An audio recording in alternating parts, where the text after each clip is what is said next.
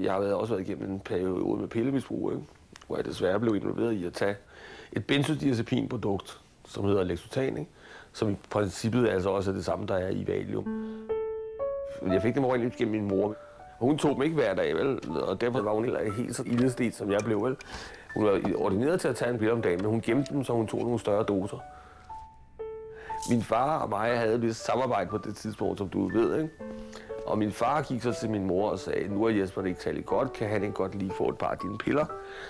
Og så efter mange protester, så fik jeg nogle piller. Hun var ikke så meget for at gå ind. Hun var ikke så meget for det, fordi det, jeg fik hendes piller, det var jo hendes piller, jeg fik, ikke? Så døde min mor, og så var det altså, at lægen valgte at overdrage recepten til mig. Så kan du jo lige så godt overtage recepten, som han sagde. Det var noget vrøvl selvfølgelig, fordi det er jo ikke sådan en recept, men sådan, der er jo ikke én recept, vel? Altså, jeg fik dem jo for at kunne klare mig bedre med angst eller sådan dæmpelse af ubehag, ikke?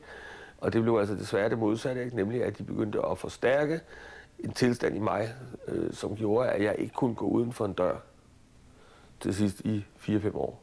Jeg lukkede inde.